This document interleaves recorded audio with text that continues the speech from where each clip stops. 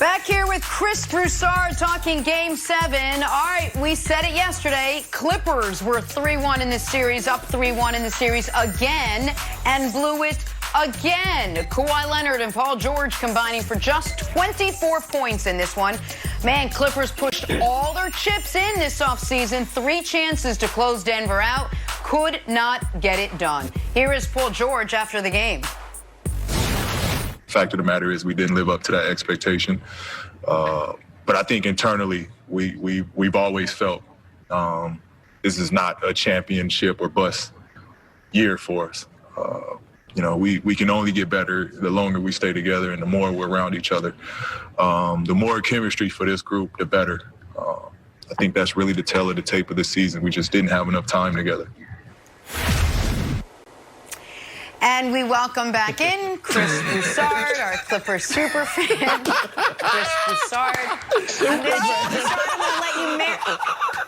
I'm going to let you marinate in all the joyous hoopla from these two guys before I ask how surprised you were. Give it to him, guys. Go ahead. He's ready to receive it. How does it work? Young analyst, veteran savvy analyst. Why I don't have a vote? What do you do? Oh my God! Out of your system. Let me say this. Go ahead, Broussard. Go ahead. I am going to start off by saying something I have never come close to uttering in the 2.5, 3 years, whatever it is that I've been on this show. Nick was right. I never thought I'd say that on this show, but Nick was right. I got to give him his props. And Brandon, too, for picking Denver, saying they were the better team. I still don't totally agree with that, but clearly they look like it right now. So congratulations to you guys. I'll give you that. All right. Look, I'm surprised. Obviously, I'm shocked. Okay. I thought that the Clippers were the best team in the league. Not just the best team in this series, the best team in the league. I thought they had 3 closers, and yesterday those 3 closers combined for 31 points on 26% shooting. I thought they had tough defense, and they obviously had no answers for Jamal Murray and Nikola Jokic. I thought they had dogs, grit, grind, tenacity, all of that, and they got out-rebounded by a ton. They got beat to seemingly every 50-50 ball. They got out-hustled. And that is the crux of the matter. They lost their identity. Last year, they were the little engine that could. They out-hustled everybody. They were hard-nosed and all that. You drop in 2 stars, and you think, okay, everybody's just going to fit around them. And instead, because the stars weren't there a lot, whether it was practice, missing practices, missing games, and instead, they had no identity. If there was any identity, honestly, it was that they were prima donna. And that is what cost them this series and a legitimate chance to win the championship. As Marcus Morris said a few days ago, they looked at how good they were on paper. They relaxed in that regard. And obviously, by the time they really had to wake up, it was too late, and they're going home. So all that's obviously correct. Here's a simpler way of saying it. They were a bunch of fraudulent front runners all year. When things were easy, they looked like the best team in basketball. Folks would always, whenever the Clippers went on one of those, they locked down someone on defense for 6 minutes, and Paul George is hitting his patented push-off step-back 3, and Kawhi Leonard is hitting his emotionless 18-footer after a motionless 14-footer. My Twitter mentions just full up, Nick, you scared? Nick, you ready to admit they're the best team in basketball? And the answer all along was no, because you've got to do that, not just for 48 minutes, but for 7 games. And they couldn't be bothered to try. They had this. You don't want to know when I was nervous? I will admit. Down 15 in Game 5 after the Clippers had dominated the series in Games 1 and 4. Games 2 and 3 were pretty damn even. And then they folded. Up 17 were the Clippers late in the midway through the 3rd quarter of Game 6. And the Nuggets punched back once, and the Clippers folded. Last night, up 7, biggest game of the year by a country mile. The Nuggets go on a quick little 8-0 run, and the Clippers folded.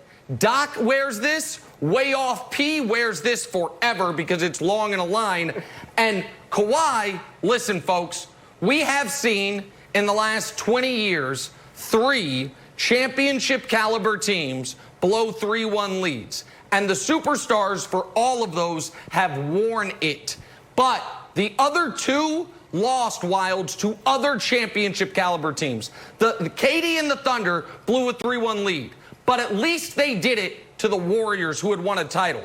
The Warriors and Steph blew a 3-1 lead, but at least they did it to the greatest player of all time.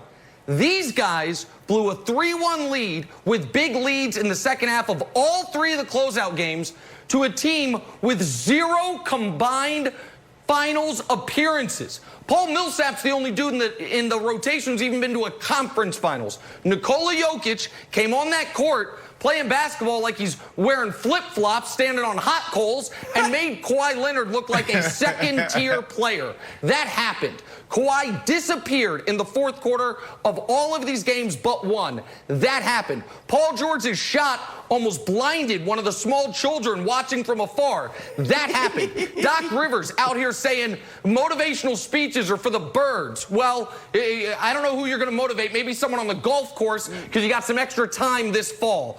All that happened, Wilds. And Nick, you know this what else is something happened? Yeah, tell me, Brandon. Tell me. You're just gonna let Chris off the hook for trying to hedge his bet? How he tried to change his picks? Or are you just gonna let him off? I didn't hedge my bet. I didn't hedge my bet. Brandon, I was go just Wilds. being honest. Wilds, go. I had him winning last night. Look, Jamal Murray after the game was like, no one believed in us. Shaq didn't believe in us. Yeah. Zach Lowe got a drive-by shot from poor Jamal Murray. But it got worse. Look at this list of people that picked the Clippers. Draymond, KD, Jamal, Crawford, Matt Barnes, Jalen Wilbon, T-Mac, and Paul Pierce. But there was one person on this panel, Jenna, just one, that had the courage, the bravery, the tenacity, and the integrity to utter 4 little words. I'm off the Clippers. And that's why Chris Broussard called this. He saw this from a mile away. He called it. Congratulations, Broussard. I knew the Clippers didn't have it when you called it yesterday, so bravo. Big win for you today. I'm glad you of all the people on this panel recognized it, Wilds. I had the guts to come out and say it. But look, let me say this, because obviously Nick is taking major shots at Kawhi, and that's fair, because Kawhi just didn't deliver. Here's what I'll say, though, and this goes into what Paul George said as far as this is not it, okay? It wasn't championship or bust. Of course, they wanted to win the championship. They thought they could win the championship. But this team is together. They're going to lose Montrezl Harrell, perhaps, and Marcus Morris. But they'll be back. They'll be humbled. They'll be motivated. I doubt you'll see as much load management, and they will be the better team for it.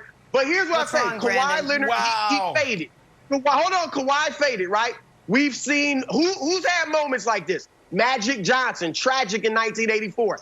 Isaiah Thomas throwing the pass away to Larry Bird in 1987. LeBron James against Dallas in 2011. Larry Bird in his first finals, 8 points, 12 points in 3 games. Those are the finals. That's in the finals. But it's still. It don't happen in the second round, bro.